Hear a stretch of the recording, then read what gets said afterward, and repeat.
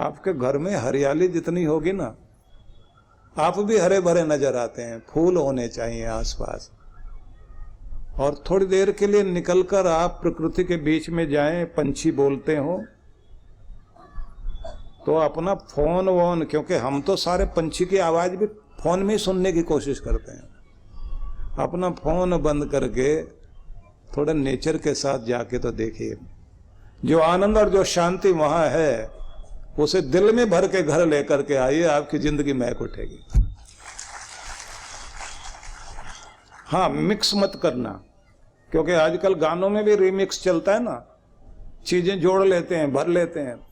हम क्या करते हैं, दिमाग में थोड़ा थोड़ा तनाव और थोड़ा थोड़ा बाहर देख रहे होते हैं। हाँ, सूरज ढल रहा है, अच्छा लग रहा है, उसके बाद फिर अंदर की परेशानी याद करेंगे। दोनों को मिक्स मत करो, दिमाग को खाली करके फिर प्रकृति को देखिए, बड़ा आनंद आएगा आपको।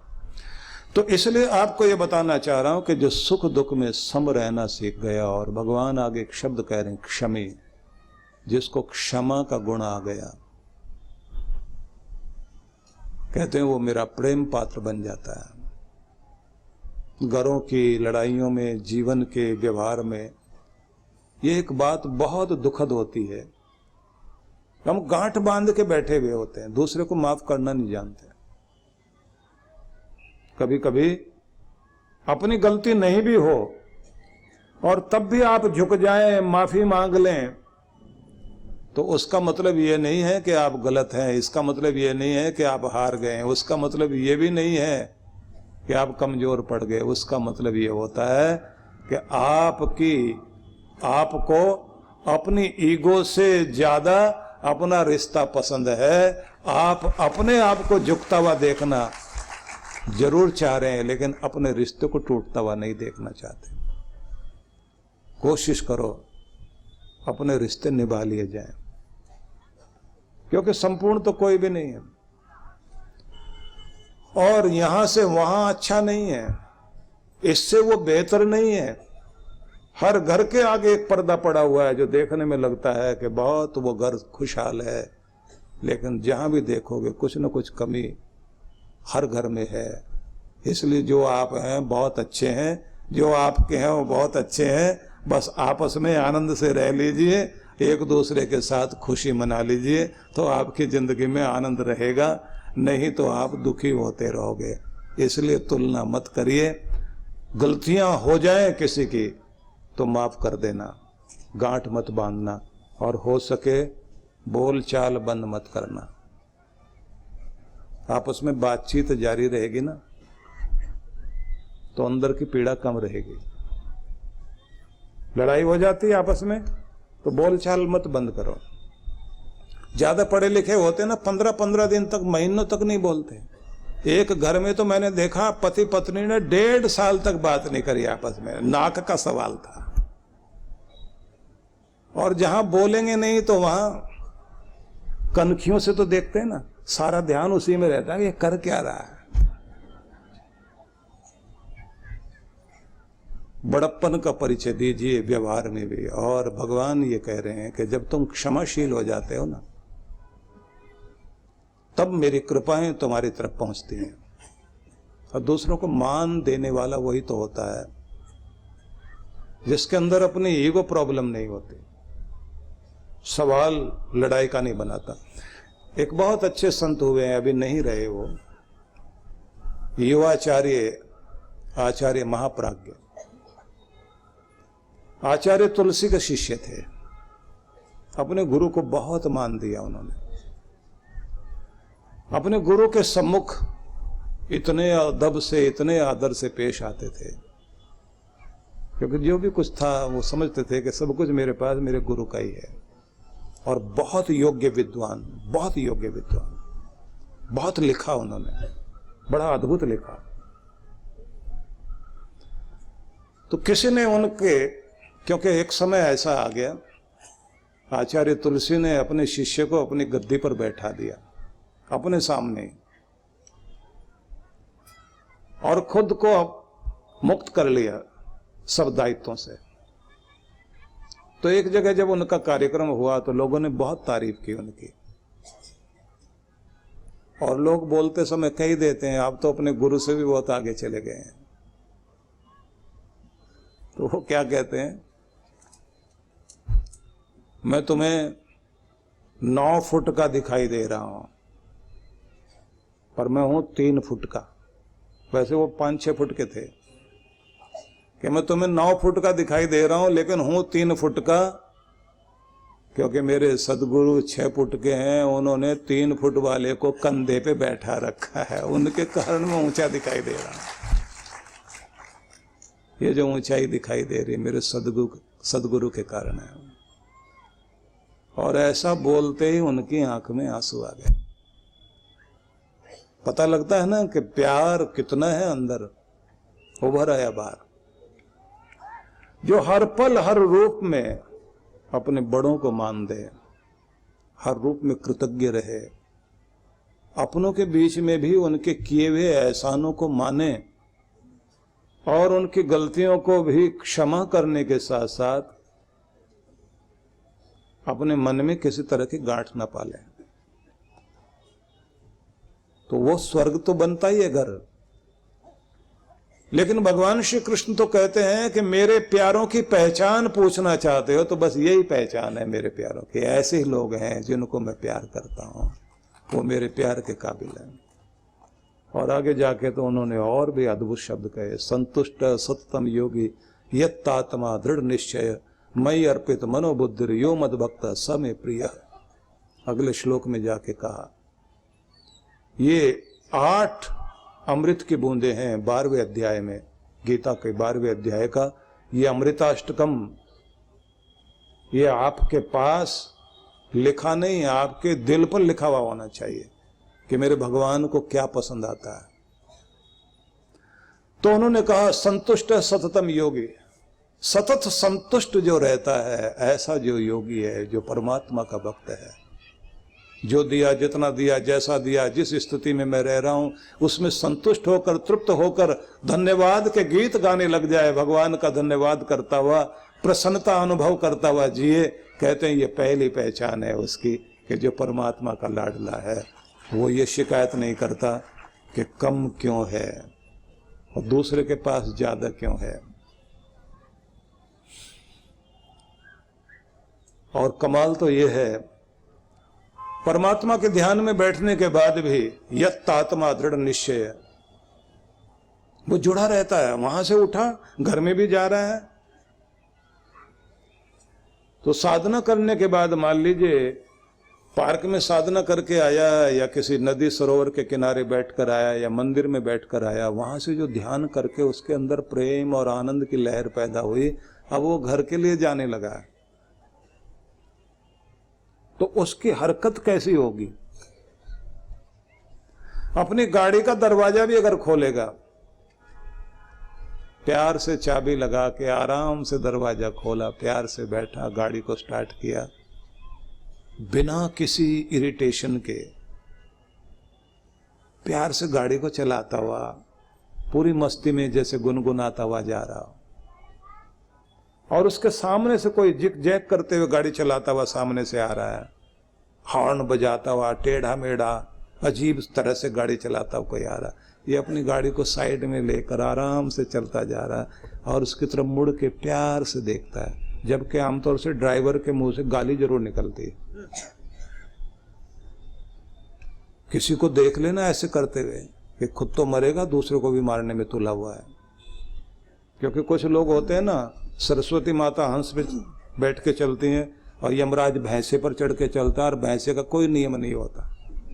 तो कुछ लोग जो है वो भैंसे पे चढ़ के चल रहे होते हैं, बैठे वो कार पे ही होते हैं, पर वो समझ लीजिए कि वो गाड़ी को ही भैंसा बना रखा उन्होंने।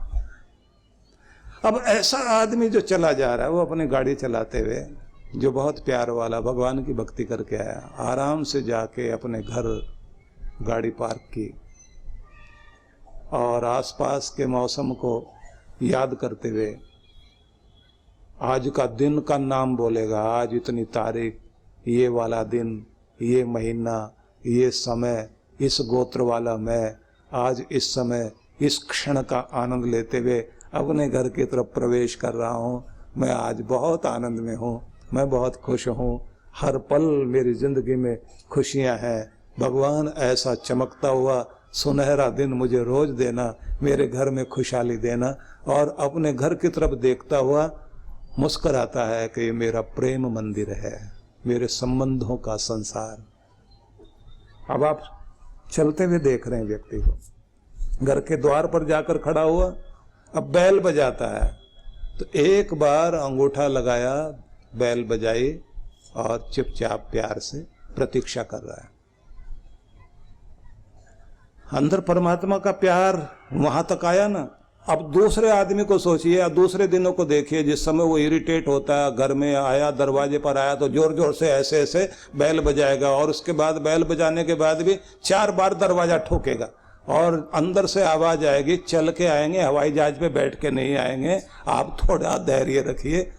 और इधर ये इतनी देर लगाई दरवाजा खोलने में, और अंदर जाएगा, जूते एक इधर पटक वो उधर पट, और वहां उसके बाद सोफे पे धम से जाके बैठेगा और गुस्से में चारों तरफ देखेगा, लगता है पुलिस वाला घर में इंस्पेक्शन करने आ गया है। लेकिन वैसा नहीं, ये व्यक्ति कैसे आया? प्रतीक्षा कर रहा है, द्वार खोला, मुस्कुरा कर देखता है, घर के अंदर पहुंचा, अपने बच्चों को, अपने घर को एक मेहर भरी नजर। ध्यान रखना, सबके जीवन का एक नियम माना जाता है भक्ति करने के बाद कि आप परमात्मा से जुड़े तो उसके बाद सर्व मंगल कामना करनी है आपने, सर्वे भवन्तु सुखिनः ये बोलना है। लेकिन उसी के साथ में बोलना है गॉड ब्लेस मी, भगवान मुझे भी तू आशीर्वाद दे। और फिर उसके बाद ब्लेस करो अपने घर परिवार को, मेरे घर परिवार को भी तू आशीर्वाद दे, इसमें रहने वाले सभी जितने भी सदस्य हैं भगवान सबको खुशहाल करना, अपनी मेहर देना। जब तक आप प्रार्थना करने के बाद अपने घर को के लिए मंगल प्रार्थना नहीं करते, तब तक कृपा नहीं आती आपकी तरफ। हर एक को प्रार्थना करने के साथ सबके लिए मंगल कामना करनी, और सबके मंगल कामना करने के साथ साथ हर व्यक्ति को अपने घर के लिए और अपने लिए भी प्रार्थना करनी चाहिए। मेरे साथ बोलिए सभी, सर्वेषां स्वस्तिर् भवतु, सर्वेषां शांतिर् भवतु, सर्वेषां पूर्णं भवतु, सर्वेषां मंगलम भवतु, लोका समस्ता सुखिनो भवन्तु। इसके बाद बोलना चाहिए सर्वे भवन्तु सुखिनः सर्वे सन्तु निरामया। ये प्रार्थना करनी चाहिए। इससे क्या होता है, हमारा सब रूपों में मंगल होता। फिर सर्व मंगल मांगल्ये शिवे सर्वार्थ साधिके शरण्ये त्र्यंबके गौरी नारायणी नमोस्तुते। उसके बाद मंगलम भगवान विष्णु, मंगलम गरुड़ध्वज, मंगलम पुंडरीकाक्ष, मंगलाय तनो हरि। ये बोलना चाहिए। आज से बोल के देखना, आपके घर का ओरा ठीक होना शुरू हो जाएगा। वैसे तो अपने घर का ओरा ठीक करने के साथ साथ आपको एक चीज और करनी चाहिए, घर में धुनी देनी चाहिए। धुन में रहना, धुनी देना और ध्यान में बैठना, ये भक्तों का नियम होता है। धुन में रहना मतलब गीत चलता रहे अंदर, धुनी रमाना। 4 चीजें होती ना, गूगल, चंदन पाउडर, गुड़ की शक्कर और लोबान। बस ये चारों चीजों का मिक्स जो पाउडर है वो आपने आहुति देनी चाहिए। सबसे बढ़िया है गौ के गोबर का उपला लेकर आओ, तो उसको लेकर आइए और गैस पर जला लो। जब उसमें आग सुलग जाए ना, अच्छी तरह आग लग जाए, तो फिर थोड़ा सा घी डालिए और फिर अपना गुरु मंत्र बोलकर आहुतियां दें। 7 दिन की 7 आहुति या 9 ग्रह की 9 आहुति। 9 ग्रह ऐसे याद नहीं हो तो ऐसे बोल लीजिए। पहला दिन रविवार वाला है ना, सूर्याय नमः। अगला सोमाय नमः। फिर मंगलवार को बोलते हैं भोम, भोमाय नमः। बुधाय नमः, बृहस्पतये नमः, शुक्राय नमः, शनिदेवाय नमः।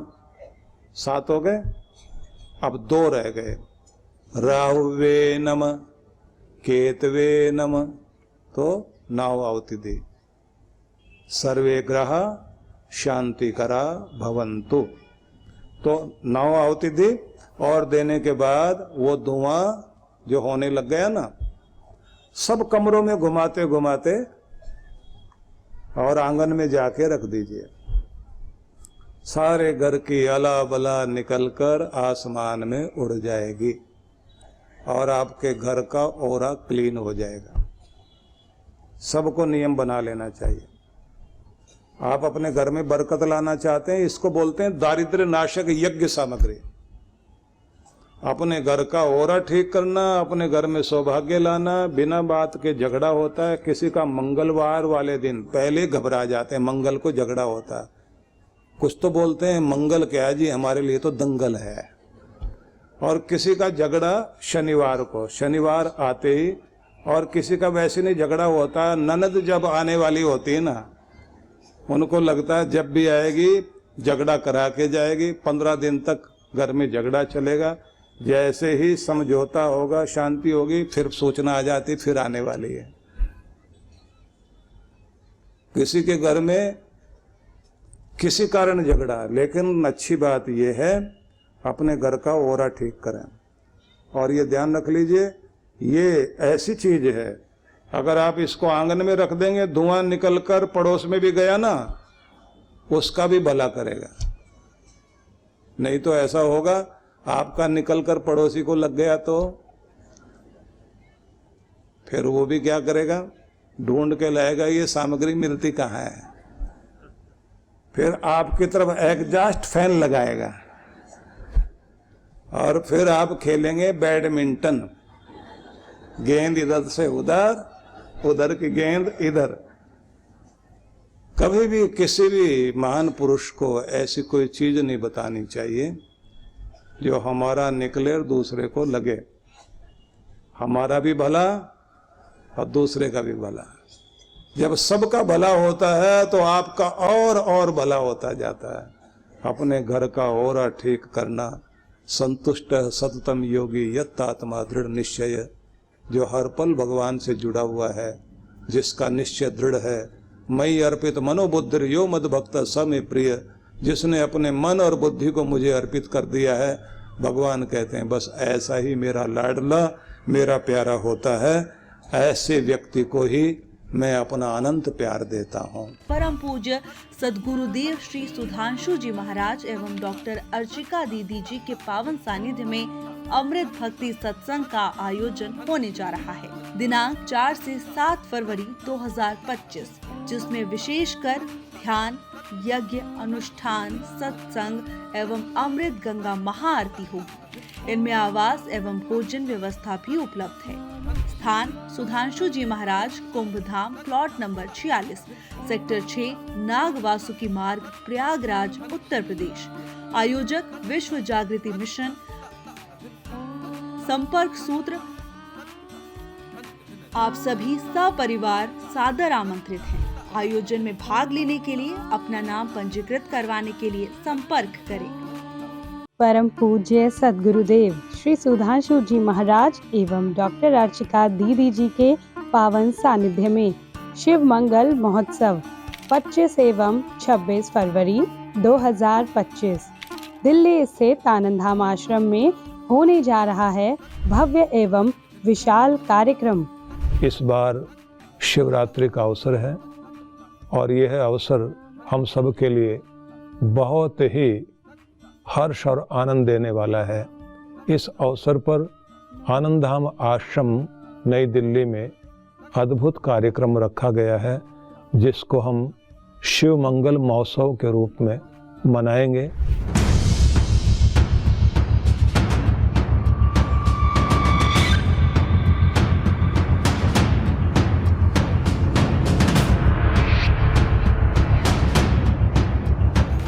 जिसमें भगवान शिव की विशेष कृपा प्राप्त करने के लिए होगा शिव ध्यान, 1.25 लाख पार्थिव शिवलिंगों के साथ रुद्राभिषेक, महारुद्र यज्ञ, शिव तरंग एवं शिव महाआरती।